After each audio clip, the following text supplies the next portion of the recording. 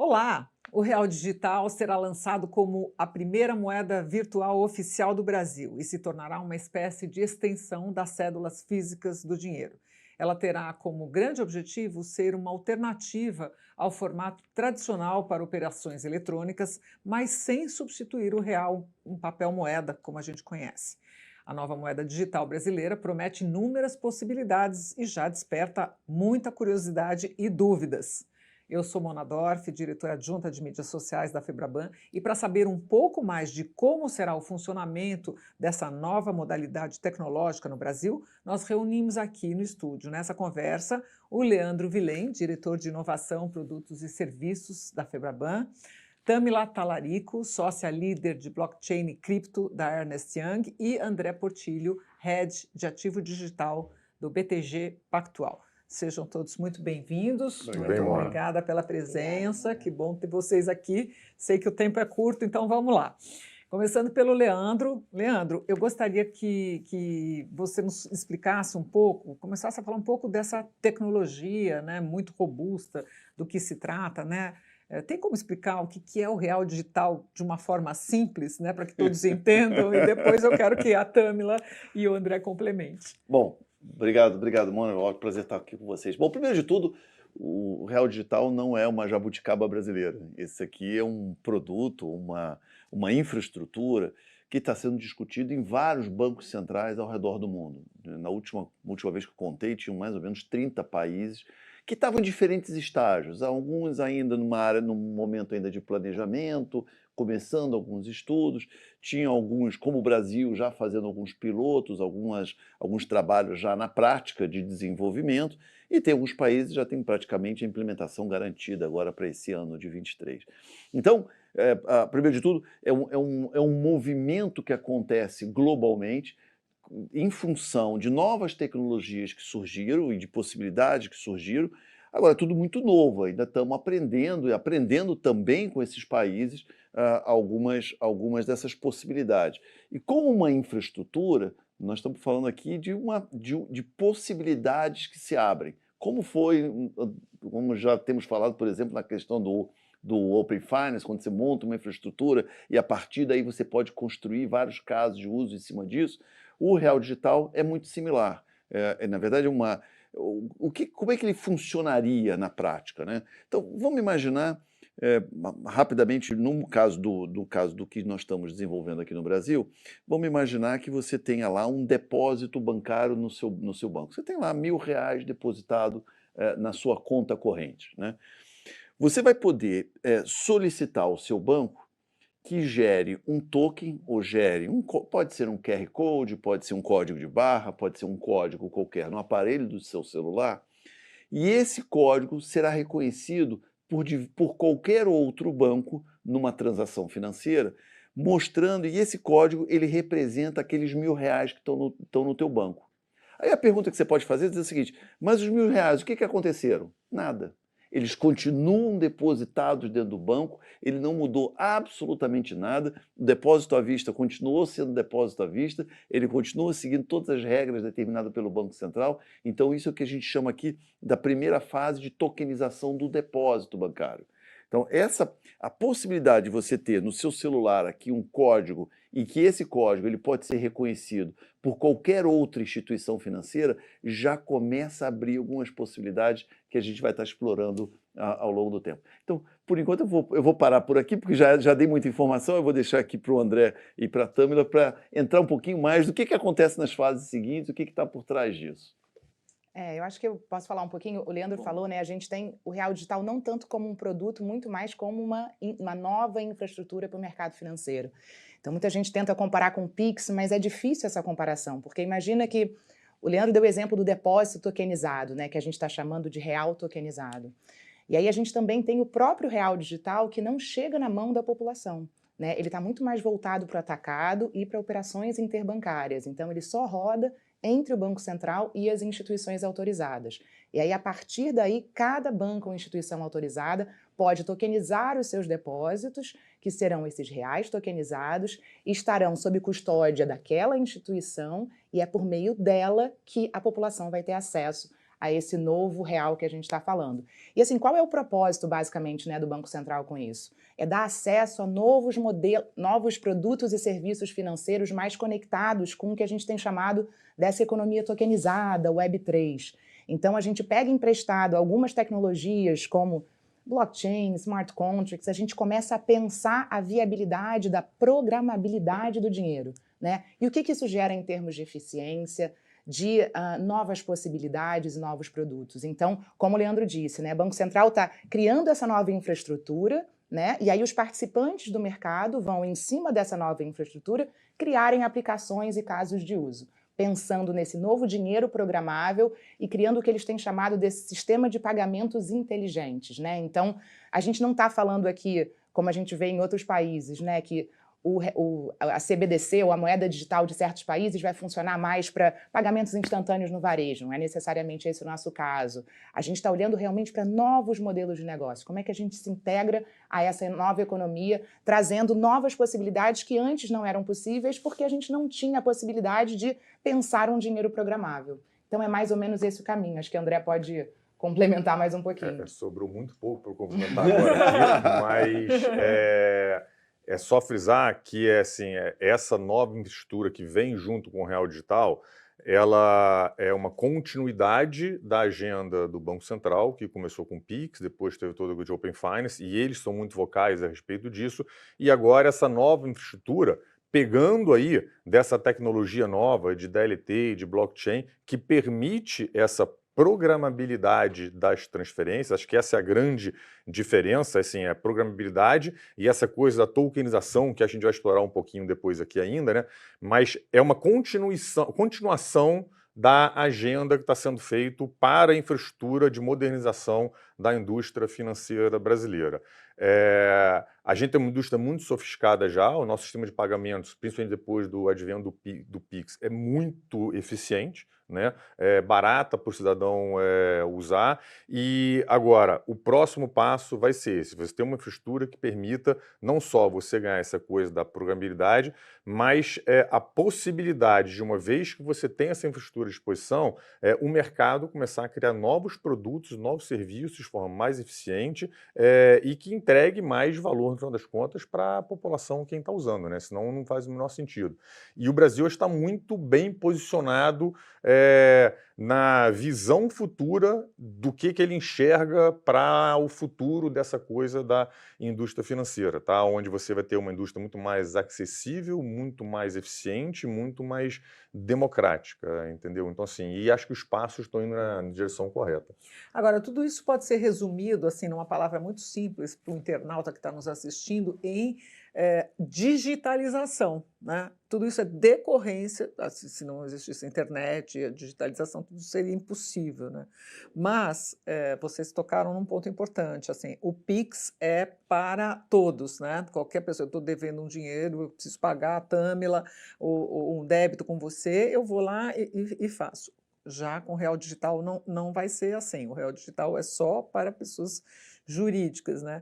Eu queria que a gente assim, explicasse um pouco melhor, porque quando vocês falam novos produtos e tudo mais, então, quer dizer, é uma construção coletiva de Banco Central junto com os bancos. Sim, sem dúvida. Essa é uma parceria do Banco Central com a Febraban, a gente está muito engajado nesse projeto. Agora, eu diria que, tomando em comparação, a questão do Real Digital, ele terá características diferentes do Pix, ou do que é do sistema financeiro tradicional, né? O Pix já resolveu boa parte dos problemas que a gente tinha e que mundialmente outros países tinham, que era a transação instantânea, 24/7, que funciona muito bem.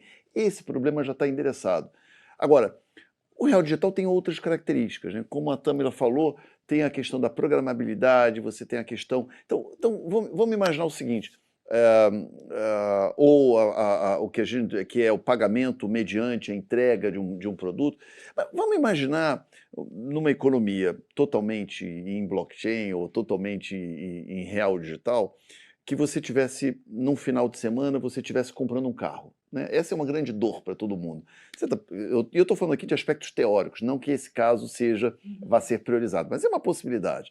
Mas você está querendo comprar um carro no final de semana, qual é a tua grande dor? Você está comprando um carro usado, você não sabe quem é o vendedor, você precisa mandar um dinheiro para ele, você não sabe a situação em que aquele veículo está, você não sabe se aquele veículo está legalizado ou se ele é legalizável, então fica aquela apreensão e é uma transação que te estressa, né? Gera estresse, gera insegurança para as duas partes. E quem vai receber também não sabe se vai receber o dinheiro. Então tem o documento para assinar, tem que ir no cartório. Agora, imagina num mundo em que você, num sábado à tarde, decidisse comprar um carro usado e você tem um dinheiro depositado numa conta, na conta corrente do seu banco, você pode pedir para o seu banco gerar um token daquele depósito, portanto você tem uma representação digital daquele depósito, e você faz a transação de aquisição de carro vinculado à condição de que o carro passe para o teu nome.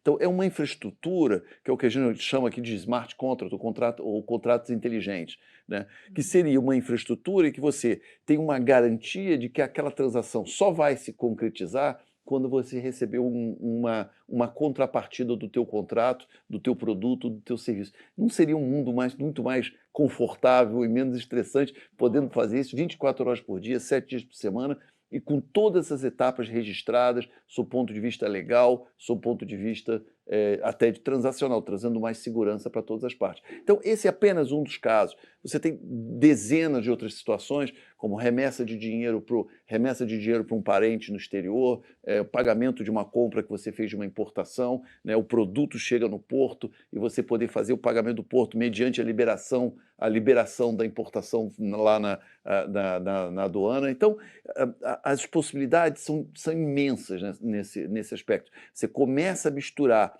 a possibilidade de ter contratos físicos em um mundo digital. Eu não sei se eu estou me explicando muito bem, mas... E segurança também, né? Com toda a segurança da do entrega, mundo, né? rastreabilidade dessas transações.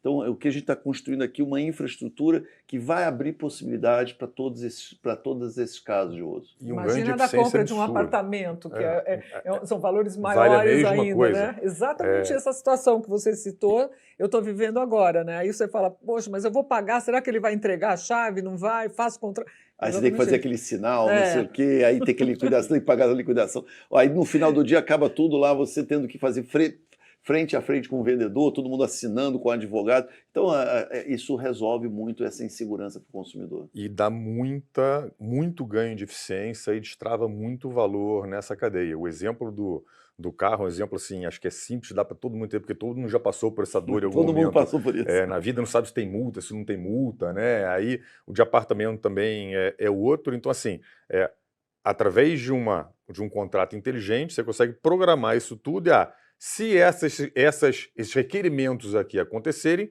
esse meu dinheiro aqui, que também está depositado ali, e aí que entra por que você precisa não só da infraestrutura, mas também do dinheiro brasileiro, do real, transitando nessa infraestrutura. Por isso que você tem que ter a coisa da tokenização, e aí que vem o real digital, como, vamos falar assim, instrumento de liquidação, e os depósitos tokenizados como instrumento de varejo. Porque assim, você pode criar isso aqui, mas se eu não tiver uma moeda que transite nessa infraestrutura, eu não consigo trazer esse caso de uso, por exemplo, para uma aplicação prática. Com a infraestrutura e com o real digital e o real tokenizado, está meio complexo ainda de entender, mas com o tempo a gente vai destrinchando, tá? Você consegue, em tese, ter isso aqui funcionando. E aquele negócio, essa tecnologia já existe já, tá? Você não tem infraestrutura pronta para fazer isso de uma forma que seja regulada, que seja transparente, que seja segura, mas a tecnologia já existe. E assim, a possibilidade de você ganhar eficiência, destravar valor, ter mais segurança e, de novo, o caso do carro é isso aí, cara. Você não sabe quantas multas vai ter que chegar lá e o sistema está fora do ar, não sabe. Apartamento aqui costuma funcionar normal, mas você vai mais para os cantões aí, tem terreno que tem 3, 4 donos, aí registrou um cartório aqui, são aqueles problemas que a gente tem práticos no Brasil. Deve IPTU, deve funcionando condomínio. numa infraestrutura dessa, isso aí acabou, entendeu? Você consegue diminuir a quantidade de etapas, diminuir intermediários, consequentemente o processo fica mais barato, mais eficiente e no final das contas é isso, quem ganha é o usuário final. Eu acho que, o Leandro estava falando disso, né? Eu acho que a gente tem uma nova forma de liquidação que é atômica e inteligente. Então pensa que o real digital ele transita nessas camadas de liquidação e de registro de ativos. Então por isso é que a gente consegue fazer ao mesmo tempo o pagamento e a transferência da propriedade de um carro, de um imóvel. E a gente mencionou aqui a questão da tokenização, e eu acho que é legal dizer assim, como é que a tokenização ajuda, né? A tokenização ela é essa representação digital de um ativo, de um contrato, de um direito, de um valor, basicamente, né? E aí, quando a gente tem a representação digital desse ativo, e não só a representação como a fragmentação, então imagina que você não só tokeniza ou né, tem a representação digital de um carro na hora de fazer essa compra e venda, mas você consegue fazer isso também com imóvel e você consegue fracionar a propriedade desse imóvel. Então a gente também tem um outro ganho aqui, que é de tornar mais líquidos ativos que não são tão líquidos assim, né? E aí a gente está falando, por exemplo, de ter diversos proprietários de um mesmo ativo, né, de um mesmo imóvel, tendo aí a possibilidade de fazer, por exemplo, pagamentos de uma forma muito mais eficiente, porque é tudo programável em contratos inteligentes. Então a gente está falando aqui de uma nova camada de liquidação, uma nova camada de registro e negociação e transferência desses ativos, que vai ficar a cargo do Banco Central, e aí a gente vai ter em cima delas ali todas as camadas de aplicação ou casos de uso possível e de agregação à disposição para o mercado criar esses novos produtos e serviços. Então imagina que, como a gente tem essa representação digital e essa negociação de valores facilitada por essas novas tecnologias, a gente pode ter mais acesso a crédito, mais acesso a investimento para pessoas que talvez não tivessem essa capacidade antes. Então, quando a gente fala de fragmentar, por exemplo, um ativo em diversas partes, eu consigo ter uma entrada no investimento que é muito mais baixa do que você tinha no passado. Então, você começa a democratizar o acesso ao investimento, por exemplo, né? Então, vai muito nessa linha do que o André tinha falado mais cedo, que é uma continuação dessa agenda de inclusão social do Banco Central, né? Então, a gente fala aí desde PIX a Open Finance, finalmente, com o real digital, a gente passa a ter essa visão de, olha, afinal eu posso trazer a programabilidade e facilitar tudo para todo mundo. Então você gera mais valor não só para quem está consumindo aquele produto, como para quem está criando, que torna o produto mais barato e você consegue dar mais acesso a muito mais gente. Uhum. André, eu lembro que na nossa conversa prévia lá fora, você ou o Tamila disseram que você foi o primeiro a tokenizar, que ainda para mim é um palavrão essa palavra. Assim, a gente pensa no token que o banco dá, né? Porque o token é usado para outras coisas, né? Então, eu queria que você contasse como é que foi essa experiência, o que foi tokenizar um portfólio. Vamos lá, de forma simplificada, como a Tamila já falou, essa tokenização que a gente fala, usando aí a tokenização em blockchain, nada mais é do que você representar um ativo, um bem, uma identidade, um registro, em um token, um formato digital que transita nessa tecnologia distribuída que é o blockchain. O nome token vem de moedinhas mesmo, que se usava muito lá atrás, é como se fosse uma representação de alguma coisa. A gente tokenizou uma carteira, um portfólio de imóveis aqui no Brasil em 2019. Foi um projeto que a gente fez um projeto piloto que a gente fez para entender um pouquinho mais o estágio de maturação da tecnologia, distribuímos para alguns clientes internacionais nossos, o processo funcionou muito, assim, foi muito eficiente o processo, e só para exemplificar algumas das eficiências, tá? Todo o controle dessa tokenização que a gente fez era feito por contrato inteligente. Então, o contrato inteligente, ele determinava se aquela pessoa que passou no meu processo de que a gente chama de onboarding, de fazer o cadastro para aquele investimento, se ela poderia negociar e se que pessoas que não estavam cadastradas, não passaram por esse processo, não poderiam negociar esse token, esse ativo. Todo o processo de pagamento de dividendos e retorno desse investimento era feito via contrato inteligente. Então, assim, é muito mais eficiente do que a infraestrutura que a gente tem hoje da indústria financeira. E aí, o que a gente fez foi só um exemplo disso aqui. A forma de fácil de entender, assim, em vez de você ter a cota de um fundo imobiliário, quem comprou esse investimento, ele tinha um token que representava aquela participação dele, transitando em blockchain, que ele poderia administrar na carteira dele digital. Então, assim, no final das contas, tokenização é isso. Agora, a tokenização, ela muda um pouco a forma como a interação acontece entre o usuário e as instituições que estão fazendo esse tipo de produto. Tá? Isso é uma coisa que o Roberto Campos Neto tem falado muito nas apresentações dele, inclusive falou na última Febrabantec, ele fez uma versão muito boa a respeito disso, que é, a partir do momento que você tem um mundo que funciona, uma infraestrutura que funciona de forma tokenizada, e que você consegue tokenizar não só produtos financeiros, mas registros, identidade, propriedade e até mesmo dados, você começa a entregar muito mais poder e controle para quem está fazendo uso naquilo ali. Você consegue ter muito mais desintermediação do processo todo, e a questão da desintermediação aqui, ela já vem acontecendo na indústria financeira ao longo dos últimos anos, e a ideia dessa infraestrutura nova, com essa possibilidade de tokenização, é meio que botar as 4 linhas para como esse processo, como essa desintermediação vai acontecer e quem são os agentes que vão poder trabalhar nessa infraestrutura. Mas, no final das contas, para quem está escutando aqui, o que vai mudar na vida dele? Você vai ter muito mais controle e muito mais visibilidade e transparência da forma como você interage com os seus prestadores de serviços, que você interage com produtos financeiros, que você interage até mesmo com coisas que hoje a gente usa, como seus dados e sua identidade digital. Tá? E a primeira fase é meio que a gente começar a fazer o que a gente já faz hoje nesse novo formato. Tá? Geralmente toda tecnologia, como você bem falou, ela se apoia em tecnologias anteriores e ela geralmente copia o que a tecnologia anterior faz com um ganho de eficiência, de preferência mais barato.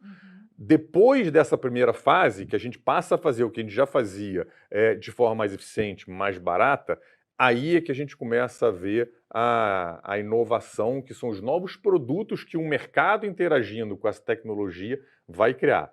Toda tecnologia nova acontece esse processo. E aqui vai acontecer a mesma coisa, uma vez que a gente vai ter essa infraestrutura que vai permitir que o mercado crie e inove em cima dela. Né? Assim, o regulador ele tem que criar a infraestrutura, tem que dar condição para o mercado operar, mas não é ele que tem que fazer a inovação. Quem tem que fazer a inovação é o mercado, como acontece aqui no Brasil. E o brasileiro é bem criativo, a nossa indústria terceira é muito sofisticada para trazer esses produtos. Então, André, eu volto aqui ao Leandro para que você nos conte, e a gente já está se aproximando aqui do final, em que pé a gente está dessa infraestrutura. Legal. O projeto começou efetivamente no início de 22, né? O Banco Central já tinha conversado conosco já em 2019, e 22 eles lançaram lá o programa do Lift Challenge, onde foi criado dentro do ambiente do Banco Central um ambiente de sandbox. Sandbox é uma linguagem mais simples, é um ambiente de teste, né? E abriram o mercado na época, fizeram uma consulta pública, abriram o mercado, todos que quisessem participar daquele ambiente. Foram 46 empresas que apresentaram as suas propostas, nós fomos uma delas, 9 foram selecionadas, o Febraban é um desses casos de uso, e nós entregamos o resultado de todo esse trabalho, todo esse experimento que foi feito ao longo do ano de 22, entregamos agora no dia 30 de janeiro, entregamos toda a documentação, e isso está servindo ao Banco Central e a nós também, obviamente, a todos os participantes, servindo de subsídio agora para começar a tomar as decisões, para começarmos agora a montar o processo. O Banco Central, por sua vez, está nos sinalizando que eles têm uma intenção já de ter um ambiente em testes. Aqui é importante separar, quer dizer, o ambiente é um ambiente real de funcionamento, mas seria um ambiente ainda não aberto para público, um ambiente para testes até o final desse ano de 2023, até o dezembro de 2023, e esse ambiente estará aberto para os consumidores, o que a gente chama aberto à produção, até final de 24. Então nós estamos com um cronograma, eu diria um cronograma bastante arrojado, não é simples de fazer, mas é viável. Nós estamos tentando contribuir, tentando ser o mais protagonista possível nesse processo, nos interessa, e a partir dessa infraestrutura, então, como o André colocou, uma vez que essa infraestrutura esteja pronta, a partir daí o próprio mercado, os bancos e todos os demais participantes começarão a utilizar essa infraestrutura para a criação de novos produtos, e você vai construindo ali o Lego, vai montando as pecinhas em cima de uma plataforma, em cima de uma base sólida e já bem testada. Nos outros países, por exemplo, estou lembrando da Inglaterra, também Libra digital, euro digital. Todos estão fazendo, todos estão discutindo esse processo. Os Estados Unidos estão um pouco mais atrasados, aliás, os Estados Unidos bem atrasado. Eles não estão com tanta pressa de fazer. Então, como eu falei, diferentes países estão em diferentes estágios, mas o Brasil está muito bem colocado nesse processo, mais uma vez, indo para a vanguarda da tecnologia bancária. E é importante dizer que nos diferentes países são diferentes modelos, né? A gente costuma resumir a 3 tipos de modelos de CBDC ou de moeda digital, né? Tem o de pagamentos instantâneos, mais voltado realmente para o varejo do dia a dia, que é algo muito parecido aqui com... A gente já resolveu isso com o Pix, né? Então por isso que não faz sentido, por exemplo, o Real Digital está olhando para isso, e aí como exemplo é a China, é Suécia, é Bahamas, que são aí os projetos que já estão rodando há mais tempo. A gente tem modelos voltados mais exclusivamente para o atacado, né? E aí você tem ali Suíça, Singapura, e aí a gente tem modelos mais voltados para esse fomento à inovação, a novos modelos de negócio, que é onde o Brasil entra, né? A gente está ali ao lado de talvez Canadá, Coreia do Sul, talvez, então a gente tem ali... Reino Unido, né? Reino Unido, a gente tem diferentes modelos que vão sempre responder às necessidades de cada país. Então é isso, como o Leandro falou, aqui a gente já tem uma indústria financeira muito avançada, a gente já resolveu muitos problemas, então não necessariamente com o Real Digital a gente está resolvendo um problema, a gente está abrindo uma avenida para novas possibilidades de conexão com Web3, com essa economia tokenizada. Então a gente está de alguma forma preparando o terreno para a gente ter uma inovação que seja segura, porque está sendo acompanhada pelo regulador, e a própria infraestrutura tecnológica está sendo desenvolvida nesse modelo que o Leandro falou, né? Como é que eu crio esses smart contracts, como é que eu crio essa infraestrutura, essa tecnologia por baixo, e eu posso ir montando, pegando um pedacinho de um produto, pegando um pedacinho de outro e juntando e transformando em um novo produto ou um novo serviço. Então, o que o Banco Central, como regulador, está fazendo é fomentando a inovação e preparando o terreno aí para os agentes de mercado conseguirem inovar, levando novas possibilidades para a população. Uhum. Bom, acho que a gente falou bastante aqui de Real Digital. Se permite só fazer uma provocação? Por favor. Essa é uma tecnologia que está em alta aceleração de desenvolvimento, já tem algum nível de maturidade que dá para se fazer muitas coisas práticas. Agora, ela vai transformar muito mais coisa daqui para frente, não só na indústria financeira, mas em outras indústrias. Então, assim, se você que está assistindo não parou para entender um pouquinho mais o que está acontecendo, a hora de parar para entender isso, que isso vai impactar o teu trabalho, vai impactar a tua carreira, vai impactar a indústria que você está atuando. Então, assim, a hora de começar a prestar atenção nisso é agora, já está acontecendo. Então, se você não quer ficar para trás, acho que a hora de engajar é agora. Outras indústrias quais? Todas? Cara, todas, porque assim, na verdade, quando você muda a forma como o dinheiro transita, você impacta tudo, mas assim, indústria de registro, indústria de informação, indústria de entretenimento, tudo vai ser impactado por isso. Até de arte, né? Tá de pensando, arte, né? a gente negociação fala muito... de mercado de arte. Mas principalmente a vida de um diretor financeiro de uma média empresa, não precisa ser uma grande corporação, de uma média empresa, mas vai mudar. Acho que isso que é importante começar a entender. A gente fala muito disso, você vai ter que integrar os seus sistemas anteriores, então como é que a gente integra ativos tradicionais com ativos tokenizados?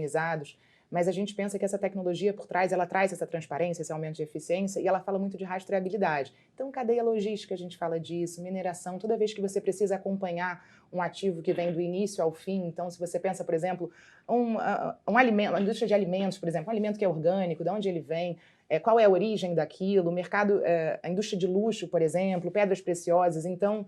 É uma infinidade. Pensa que quando a gente tem muitos intermediários envolvidos, pouca transparência e pouca dificuldade de integrar informação, uma certa dificuldade de integrar as informações hoje com transparência, isso vai ser realmente alterado. E o dinheiro de papel acaba? Que foi o início dessa conversa. Tudo começou aí, né? Tudo começou aí. Bom, eu acho que não, mas eu acho que reduz. O Brasil, por razões históricas, historicamente, é um país onde a gente tinha estudos da FEBRABAN apontavam aqui, lá de trás, mais ou menos 40% das transações no Brasil são feitas em dinheiro em papel. Eram feitas esse estudo era antes do Pix. Depois do Pix eu não atualizei ainda, mas historicamente, até 2019, 2020, o Brasil tinha muita transação em dinheiro em espécie. Se você me perguntar, acaba? Eu pessoalmente acho que não acaba, mas eu acho que tem um enorme espaço para reduzir e reduzir significativamente. O Pix mudou muito, né?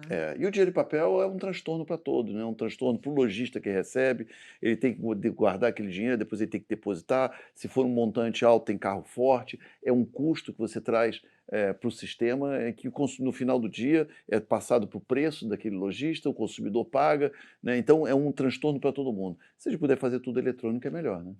Tá certo, cheque então é um problema. Bom, gente, a conversa tá boa, esclarecedora, mas se alguém quiser fazer alguma consideração, essa é a hora. Alguma consideração final, alguma parte que a gente não tenha abordado? Não, estudem um assunto, acho que esse foi o grande recado aqui do André. Vale a pena. Eu sou entusiasta, então sou meio suspeito para recomendar, mas comece a estudar o assunto porque vai ter muita oportunidade aí pela frente. Legal.